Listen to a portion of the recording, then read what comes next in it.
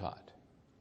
As we were children growing up, our parents were always having us work on our weaknesses. And when we went to school, oh my goodness, when we went to school, if you got an A in math and you got a C in language, what did they tell you to do? They told you to work on what? Your math or language? Talk to me.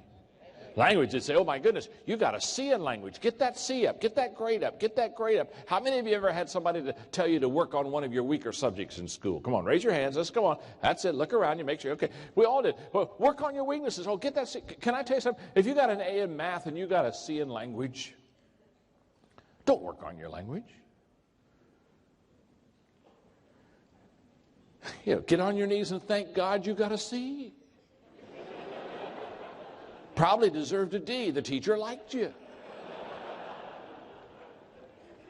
Don't work. Now, why did you get an A in math and a C in language? It's very simple. You have your DNA, who you are. You have a bent toward math, not toward language. You're always going to be better than math and language. It isn't because you work harder on one than the other. It's because the very fact is that there are some subjects we're better at than others. Is that not true? Now, what I'm saying to you is don't work on your weaknesses, and here's why. You ought to be up here where I am watching you right now during this lecture.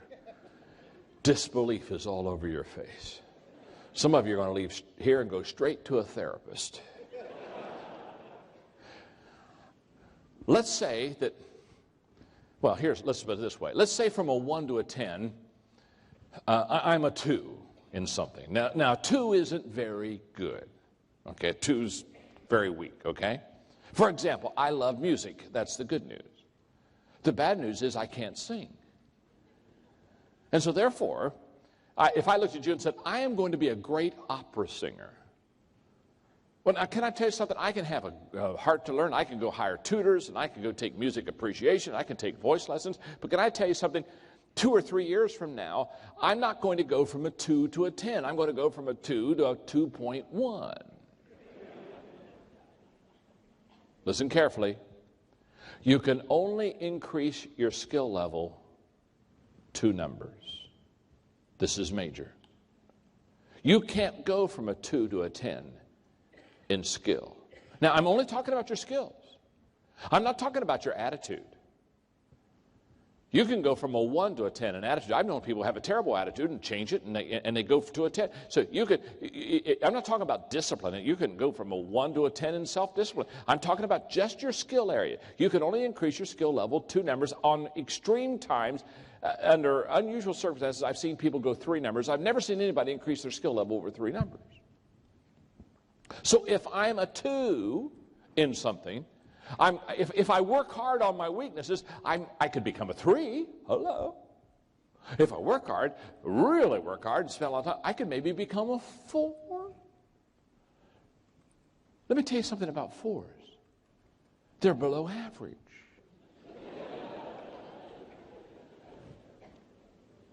And let me tell you something else.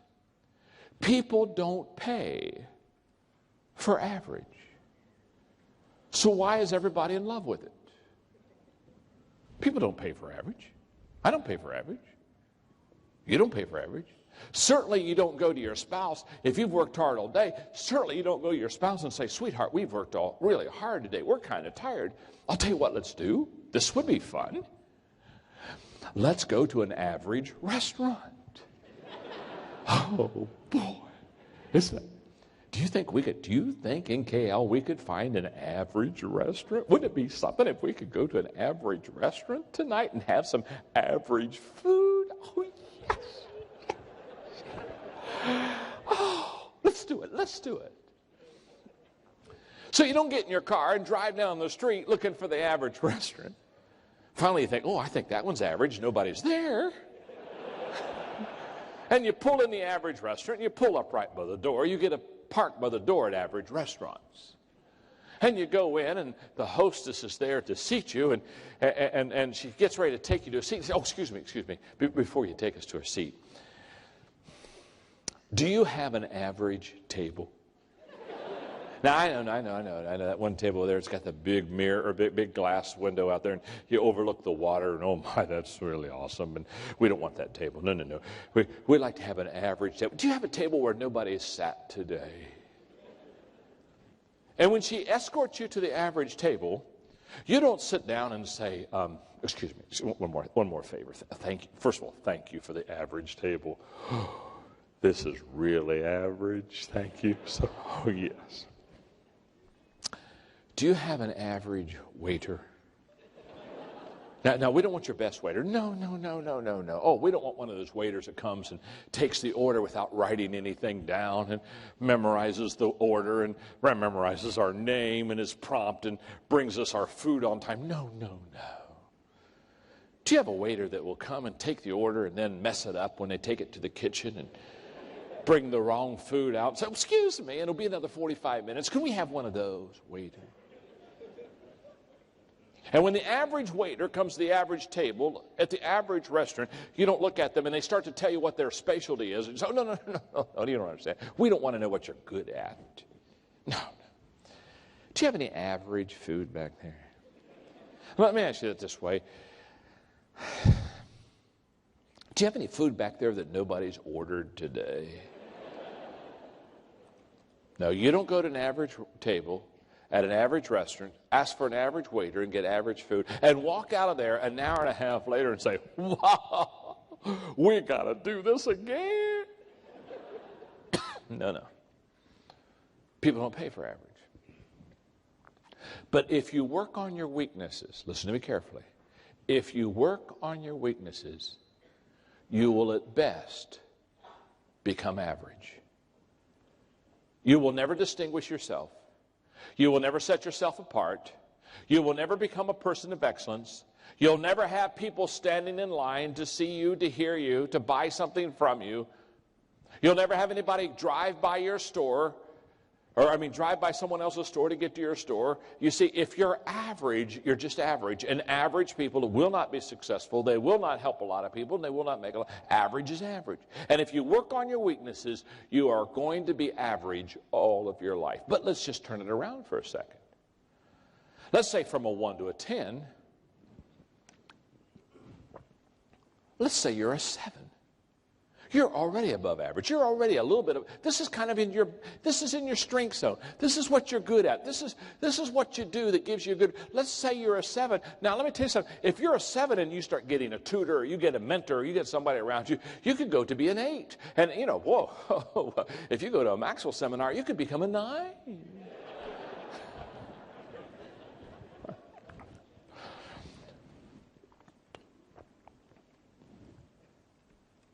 People stand in line for 9s. Oh my goodness. When you're a 9, you're excellent. You've set yourself apart from everyone else. People wait in line for 9s. They pay extra money for 9s. They listen extra carefully to 9s because now you're in your strength zone, and what you do, you really do well. You're really good at what you do.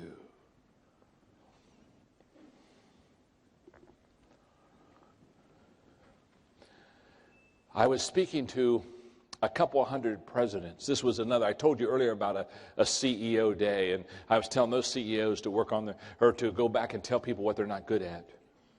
Well, this was another President's Day with another group of presidents of companies, and I was teaching them all during the day through this whole process, and I was telling them to quit working on their weaknesses, but I was also telling them to not let their people work on their weaknesses. And we were doing a Q&A because there were only a couple hundred of them there. And they began to push back. And one guy especially began to push back. He said, John, this really bothers me that you say we shouldn't work on our weaknesses. He said, all my life I've worked on my weaknesses. I try to get... He said, this really bothers me. I said, that's okay. It's good to be bothered. It's okay. Take a pill. You'll be okay. And he began to push back. He said, now let's just take, for example, Tiger Woods. He said, Tiger Woods, when he plays a round of golf and he hasn't played a good round, he immediately, when he's done playing that round of golf, he heads over to the practice range, and maybe for the next 2 hours, Tiger Woods will hit golf balls. And he said, now that's a perfect example, John, of working on your weaknesses. I said, no, it's not. It's a perfect example of working on your strengths. In case you don't realize it, Tiger Woods is the best golfer in the world. Hello. When he's working on his golf swing, he's working in his strength zone. He gets millions of dollars for that swing. I said, let me give you the difference. When I finish playing around the golf, I go to the practice range and I practice. But because I'm not a good golfer, I'm in my weak zone. For me, practice doesn't make perfect. Practice makes permanent.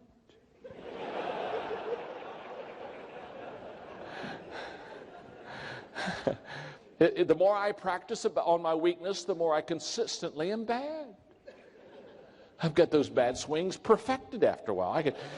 I can do that bad swing every time. You say, he is the most consistent bad swinger I've ever seen in my life. That ball every time just goes right. It's not a slice, it's a boomerang. It comes right back to him. In fact, I was playing golf with a guy one time, and he was a good golfer, and I'm not a good golfer, and I'm sitting there, and I'm saying, oh, talk to me, talk to me, talk to me. What's wrong with my swing? And he looked at me. He really encouraged me. He said, I've been watching you for a couple of holes. And he said, I think you've only got one problem. I thought, oh, this is good.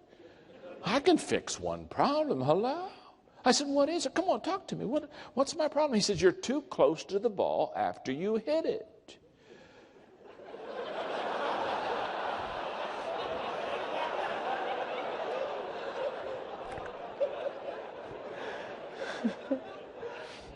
It's the only problem I had. Now, can I tell you something? I could go to the golf course every day, take lessons every day, and never make a living out of playing golf. It's my weakness. In fact, when I play golf with guys and they're not very good, they get real frustrated. I say, oh, don't get frustrated. You could be doing this for a living. Relax. Enjoy yourself. One of my favorite golf stories, now that I'm on golf, one of my favorite golf stories is these two guys that get up to the tee and they're not any good in golf at all. They're terrible golfers. I mean, they're terrible. I mean, they're really terrible golfers. I mean, in their golf bags, they have things like a weed eater. So when they get in the weeds, they can chop them down so they can find their ball.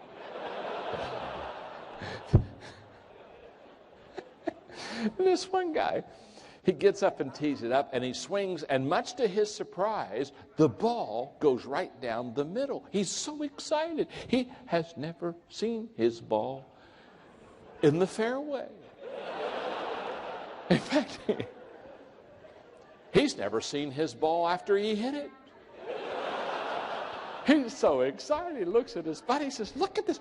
Look at me. I'm down the middle of the fairway. They're walking down the fairway. He's so excited. I've never been in the fairway ball. I've never seen my ball after I've hit it before. This is really good. And he gets up there about 200 yards out, and the ball's not only in the middle of the fairway, but it has rolled up on a 4-inch anthill. It's in the middle of the fairway. It's teed up for him. He grabs his 3-wood, says, this is my day. I'm going to hit the ball on the green in regulation. I've never been in the green in 2. Swings as hard as he can, and he misses the whole ball. And kills 5,000 ants. Miracle of miracles, the ball, instead of being on a 4-inch anthill, is now on a 2-inch anthill. It stayed on top of the anthill. It's still teed up for him. He said, oh, this is my second chance. Grabs the 3-wood, swings as hard as he can. He misses the whole ball again and kills 4,998 more ants. 2 ants are left. One ant says to the other, I don't know about you, but if we're going to survive, we had better get on the ball.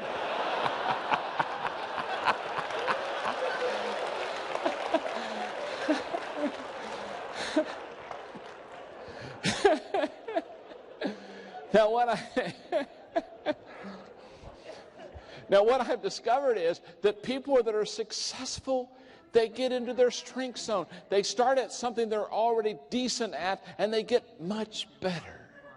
So go to your strength zone, not your weak zone. Does that make sense? Tell the person you're sitting beside, say, that makes sense to me. Go ahead and tell them that, right? I said, that makes sense to me. And look right back at them and say, by the way, you're no Tiger Woods either. Now, what I've discovered is people, now watch this. Watch this. People that are highly successful have found their strength zone. And every day, remember I said that earlier this morning, the secret of your success is determined by your daily agenda. Every day, these people are in their sweet spot. Every day, they're doing what they do well. I'm known for speaking and communicating. I'm not known for singing. Not one of you came to this seminar today and said, boy, what I really hope is John Maxwell breaks forth in song today. Wouldn't it be something if he'd start singing any time now? No, you don't want to hear me sing. I'm not any good. You didn't pay to hear me sing. No. I'd have to pay you to hear me sing.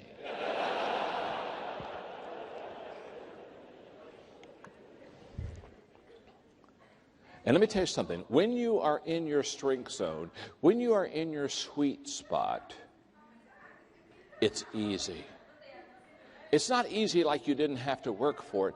But you see, when I'm here talking to you today, I'm as relaxed if I were over in the corner talking to you one-on-one. I'm not nervous. I'm not kind of tense or anything like that. I'm just here drinking my water and eating my cough drops and talking to you because we're friends. We've been doing this all day together. And one of the things I've discovered is that when you're in your strength zone, you wonder why everybody else can't do it as well as you can.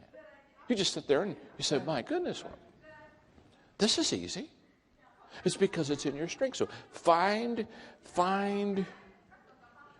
your sweet spot. Find it and stay there. For example, communication is one of my strengths, and my wife Margaret, once in a while, some group will ask her to, because of they'll say, boy, you know, if your husband speaks, you probably speak.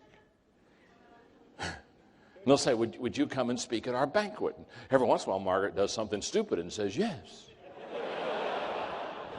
And I hate it when she says yes. You know why I hate it when she says yes? Because I know what she's going to do. She's going to come to me and say, John, I got to go speak for this banquet. And then she's going to ask me, first thing she's going to ask me, what should I say? Can I tell you something? If you don't know what to say, it's not your strength zone. And I look at her and say, oh, Margaret, honey, that's not that complicated. And, well, she'll say, give me a subject. What should I talk on? What should I talk on? I said, well, why don't you wait till you get there? What do you mean? What do you mean? Wait till I get there? I said, well, you know, they're going to have a banquet, and there are people going to go before you, and they're going to say things, and just kind of listen to what they say and teach principles off of what they say. Just kind of hang loose until you get done, and then until they're all done, then get up and speak.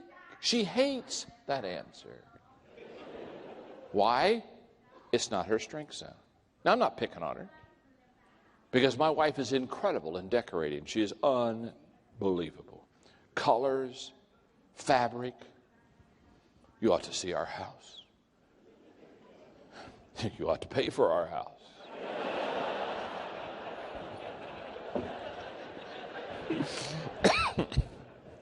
That's a new one. Just a second. I want to write that one down. It feels so good when you get a new idea. It doesn't come on. I had a new idea in 1989 and I didn't write it down. And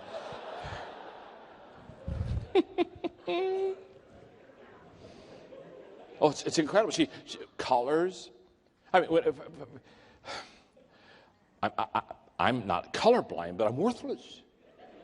I mean, I can't figure out what matches. I have been known to go in my closet at the house and stand there for 15 minutes trying to figure out what to wear. I'm just kind of, yeah. And finally Margaret said, John, are you in the closet again? She comes and I'm just staring. I got little slobbers coming down my face. And she'll say, oh, here, I'll get it for you. So the first thing she does is she makes me get out of the closet, which is very humiliating. So now I'm standing out in the hallway, and she says, okay, what are you going to do? And I said, well, I'm going to go speak I'm going to speak at a conference today at KL. So she pulls off the stuff, and she gives it to me, and says, here, now, wear this. You'll look good. So I think, thank you, babe, thank you. Now, what I do, because I'm not good at this, I'm smart. It's like if she picks out like a sweater and slacks for me, a lot of times when I'm done, I'll put them back on the same hanger.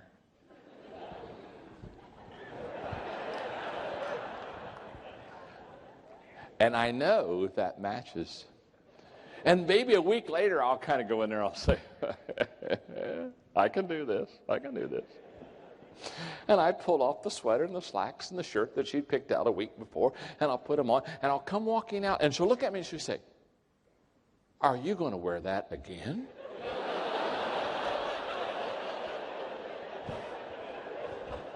Kind of thought I would. Oh, she said, John, don't do that. You wore that last week. People will see you that. No.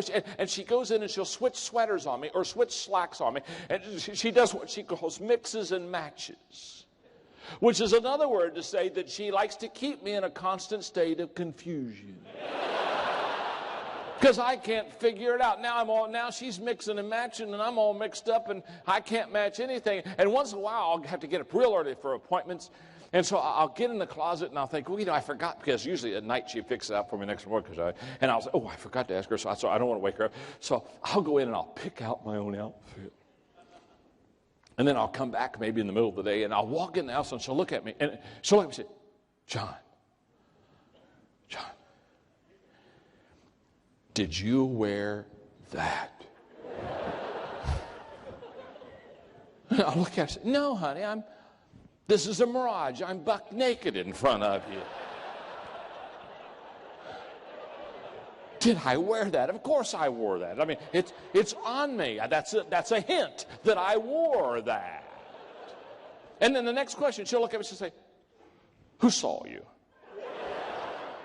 I'll say, well, I was on CNN this morning. Now, you see, she's amazed. She's amazed that I can't pick out my clothes. I'm amazed that she can't speak. See, one's her strength zone, one's my strength zone. And one of the greatest days in your life is when you understand that other people have different strengths than you. And let me tell you something. A successful person has found their strength zone. A successful leader has helped others find their strength zone.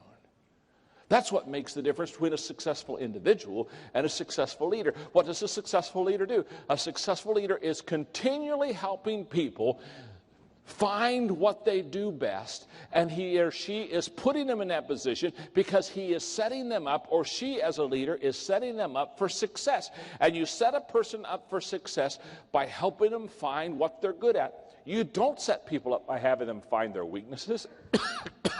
Here's the way it works. I have a degree in counseling, but I'm a terrible counselor.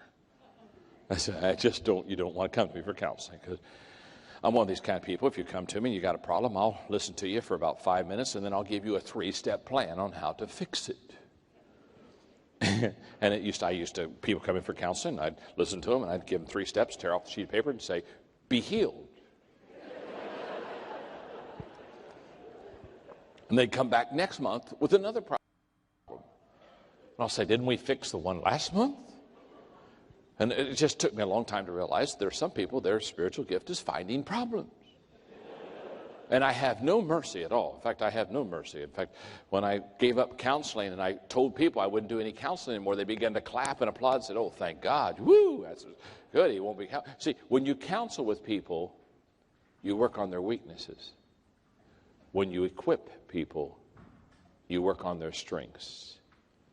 My life was changed radically the day I quit counseling people and started equipping people.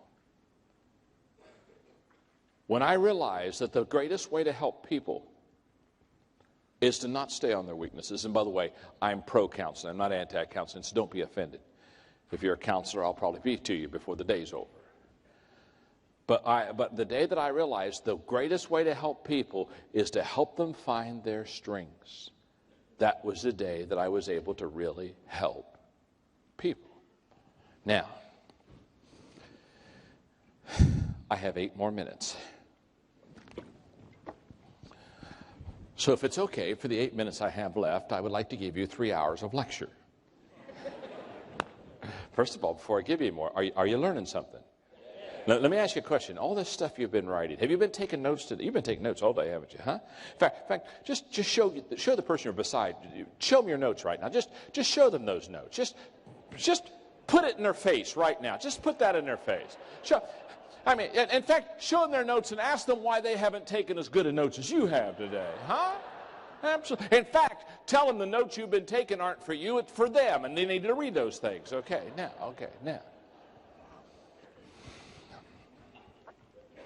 And what I want you to do is not only take notes, I want you to do something with it. Isn't that true? Okay, in other words, start applying this stuff. So let me make a couple of leadership statements. These are mainly from my 21 Irrefutable Laws of Leadership. I want to make two. I'm going to make I want to just teach 2 leadership laws, and then I'm done. Well, no, I'm not really done. When I'm done here, I'll go out to that book then, and if you brought books and you haven't had them signed yet, I'll sign until you get your book signed, okay? Is that fair enough? Okay, here we go. The reason I have such a passion to teach people how to lead, and the reason that I travel internationally and do all this stuff, is not because I need a job or because I want to get on a plane or I need to see another country. It's because I know what happens when a person learns to lead. And in the 21 Irrefutable Laws of Leadership, the first law of leadership is the law of the lid, L-I-D. And the law of the lid says that your leadership level will determine your success.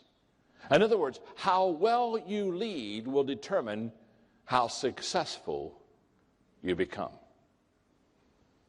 Now, after you finish writing that down, I'm going to visually take a moment and I'm going to just explain that to you. In fact, that's one of the reasons why I'm so excited about what the organization is that brought us here. And again, I want to share with you, if you want to learn leadership, go to them for corporate training. They'll sit down and they'll teach these principles. Now watch this principle. This is huge. This is a visual. If this left hand represents how well John Maxwell leads and this right hand represents my business, here's what I know about my business. My business will grow up to, but not go any higher than the lid of my leadership. In fact, my leadership ability will put a lid upon my potential and upon my success. I cannot grow my organization better or bigger than I can lead. Oh my goodness. In the history of mankind, no company, no business has ever kept growing beyond the level of its leaders and just kept flourishing and kept being successful when the leaders were down here. No. Leadership is always the lid on the growth of your company. Leadership is always the lid in the success of your life. And what I am basically is I am a lid lifter. I go around and I teach people how to lift their lid, how to get better. Because, for example, if you're from a 1 to 10, you're a 4 as a leader. What that means is your company's going to be a 3. Can I tell you something? Your company's going to not be a 6. It's not going to be a 7. It's not going to be an 8. This is not a baffling exercise. If you're a 4 as a leader, you're literally going to control, contain, and keep your company from getting any higher than a 4. It cannot rise above the level of your leadership. And I hate this illustration. It hurts my hand every time I do that thing. Now here's the good news. You can grow as a leader. You can go from a 4 to a 5 to a 6. And all of a sudden your company now has room to grow from a 3 to a 4 to a 5, maybe a 6. So how do you grow your company? How do you become more successful? You grow your company, you grow your business, you build your department, you develop people by your ability to lead people successfully. Everything rises and falls on leadership. Always has, always will. Between 1982 and 1992, I had a mentor in San Diego, California by the name of Don Stevenson. Don was the president of Global Hospitality. This was a company that bought bankrupt resorts out. resorts that were going under. They would buy them at a very cheap price because they were going bankrupt. Then they would go in and train the people and turn the company around and sell them at a high price. That's how Global Hospitality made a lot of money. And Don Stevenson was the president of Global Hospitality, and he made a lot of money. And for 10 years, he was my mentor. And every month, I would take him out to that 2-hour lunch, and he would eat, and I would ask questions. One day, we're up in La Jolla, and we're having our lunch, and I said, okay, Don, here's my question for the day. When you buy a bankrupt company, is there something that you always do? I mean, it's automatic. You buy the company, it's in trouble. Are there some things that you just automatically do because you know you need to do them to turn the company around? And he looked at me. I can still remember. He's eating his salad. He looks up at me. He says, yes, John. He says, every bankrupt company we buy, we always do 2 things. And when he said we always do 2 things, man, I've got my pen ready because he's ready to drop gold on me. And I know, I go, okay, give it to me, baby, give it to me. You know, what 2 things do you always do? And they said the first thing we do is we go in and we retrain all the employees in relationship skills. He said, we take everybody that's part of that company and we teach them people skills. We teach them how to win with people. And he said, the reason we teach them people skills is, he said, statistics tell you that when people don't come back to a resort, 79% of the time it's because they weren't treated properly by the employees of the organization. Somebody didn't take good care of them. The waitress didn't. I mean, somebody, and so therefore they just don't come back because the service wasn't good. And so he said, the first thing we do is, he said, we just do thorough relationship training in the company. So I'm sitting with my legal pad and I'm writing that down. I'm saying to myself, okay, Maxwell, with your companies, start really giving them good relationship skills. Help them to know how to get along with people. I said, okay, I got that one, Don. What's the second thing you do every time you buy out a bankrupt company? He's eating his salad. He doesn't even look at me. He said, the second thing we always do is we always fire the president. I said, what'd you say? We always fire the president. I said, what do you mean you always fire the president? He's not looking up. He's just eating his salad. He said, John, I've told you, we always fire the president. I said, always? He said, always. In fact, he said, we don't even meet him. He said, we buy the company. He said, we send a courier to their office, basically give them a severance pay, tell them they're fired, get out of the office today. We don't want them to ever come back. Fired. I said, you don't go see them? You don't sit down in the office, put a fire in the fireplace, hold hands? No, he said, we always fire the president. Well, now he's frustrated because I'm not writing this down. And he just stops eating his salad, leans forward to the table, and he looks at me and says, John, if the president was good, the company wouldn't be going bankrupt. Okay. Always fire the president. What was he saying? It's very simple. He's saying everything rises and falls on leadership. He was saying the law of the lid tells you how big your company is going to become is not how much money you have. It is not what your location is. It's how good of leaders you have in your organization. That's why the best leaders have more than one good leader. They have several good leaders. In fact, they have a leadership culture in that organization. It's called the law of the lid. One more law, and I close with this. The law of process. The law of process says leaders develop daily, not in a day. In other words, if you want to be a great leader, it takes time. It's a process. You don't become a leader because you came to this conference today. You don't become a leader after you've read one leadership book. You don't become a leader when you just hang with a leader for a weekend. No, it's a process. It takes time. What I have discovered is many people, they want to become what I call instant leaders. Do you have microwaves in Malaysia? Do you have, let me ask you, do you have crock pots? Oh, okay. You see what I've discovered? In the States, this isn't a problem in Malaysia. This is a problem in the States. This isn't your problem. In the States, we try to microwave leaders. Yeah, we grab them. We say, I want you to be a leader. And we stick them in the microwave and push a couple buttons and pull them out and say, "You're a leader?" No, they're not a leader. They've been microwaved. That's why we have so many Pop-Tart leaders.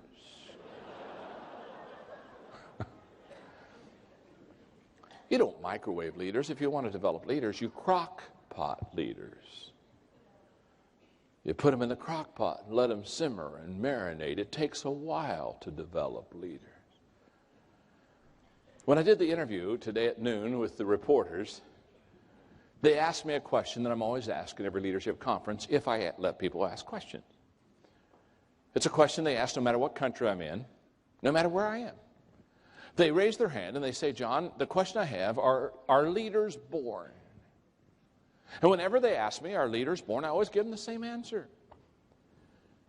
Of course they are.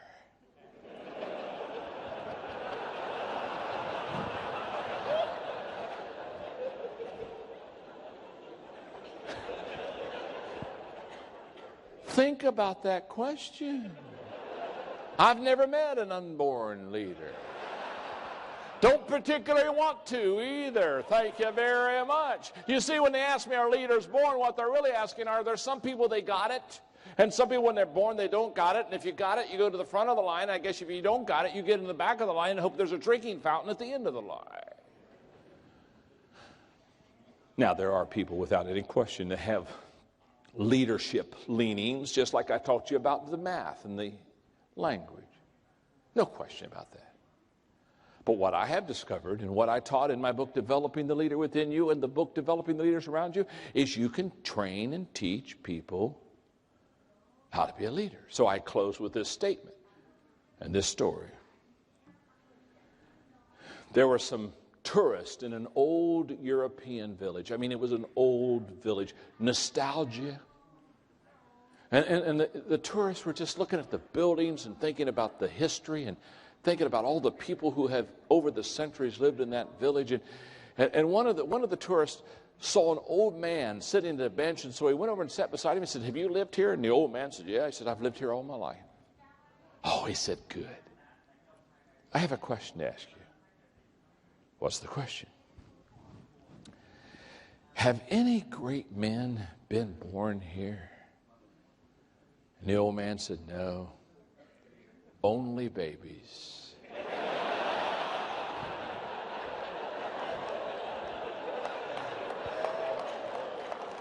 Only babies.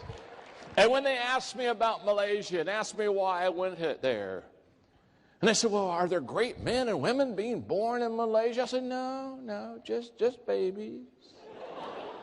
But babies who have tremendous potential.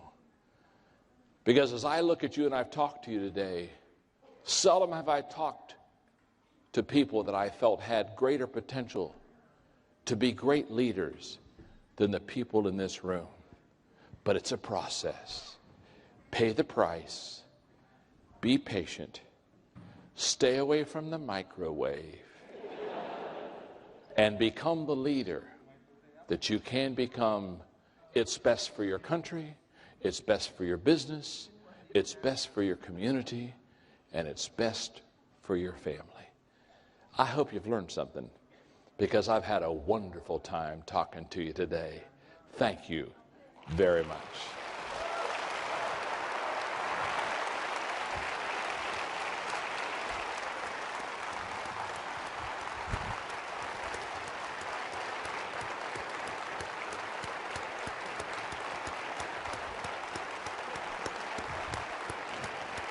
Thank you very much. Roger's going to come. You've been wonderful. He's going to close it. I'm going to go out there and sign some books. Blessings. I hope to come back. If I come back, will you